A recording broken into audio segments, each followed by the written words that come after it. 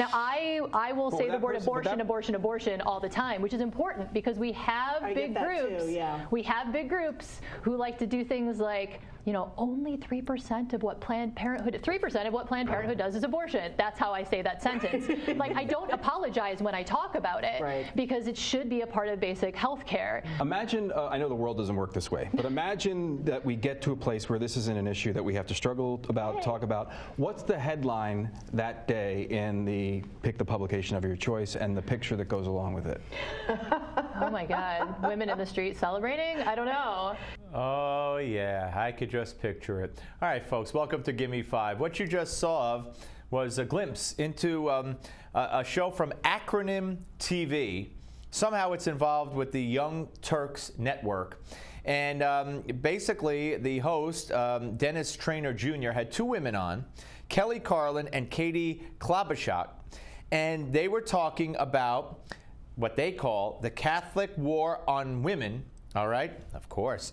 And they're described by some as two radical feminists. And how to take back the morality of the abortion issue. That's what they're discussing. Now, if you think that was, you know, a little over the line and a little radical, you ain't seen nothing yet, as our president likes to tell us. Watch. You know what, for me as a woman, if that could come to pass, it would mean that there's a lot of, like the way we started this conversation, there'd be a lot of other issues around being a woman in this country that wouldn't affect me, and I can't believe this is making me cry, but the bottom line is, as a woman, I don't feel safe in the world. I feel like an object. I feel like I could be raped or beaten at any moment, and I feel like that I don't have real control over my destiny and my future.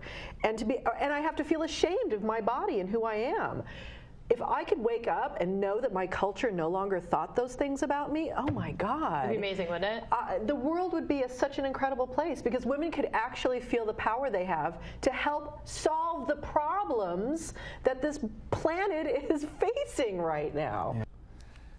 When I tell you you ain't seen nothing yet, this should teach you to believe me. Look, I feel bad for this person who happens to be a woman. No one should go through life feeling that at any moment they could be beaten, raped, attacked, whatever she said, and people, she's ashamed of her body, and people go, I don't even know what she's talking about. I don't know what this has to do with abortion, to be honest with you, but wow, I feel bad for this woman, that's how she goes through life, that's how she lives her life, that's what she thinks, but more. I think you see like some sort of headline related to, like, you know, pro-choice activists go on to save the world. So I thought that the generation before yours had solved this too, right? Yeah. Like when I was in high school and they were asking what you wanted to do to save the world, I was like, oh, well, healthcare and the environment. That's what we're doing, the healthcare and the environment, right? And then I grew up and I was like, what? My birth control? Like, really? Like, this is what I'm doing? Like, I have plans and ideas. Okay. You know what? Half of me doesn't even know what they're talking about, to be honest with you. Don't forget, this is about the Catholic Church's war on women and what it would be like if there was no more abortion restriction. And originally she said women would celebrate in the street. Then the other woman says she lives in fear of being raped and beaten and humiliated, and she's ashamed of her body. You know, I'm just bringing it to you because I've never seen anything really like it, and here's more.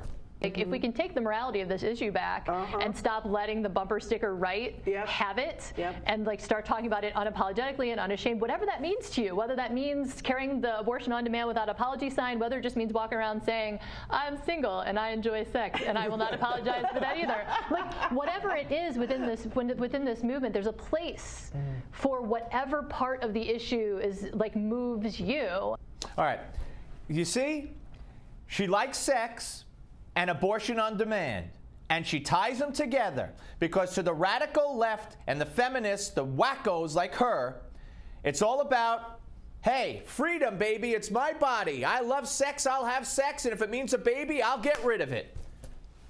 On the Steve Malzberg Show. Remember that.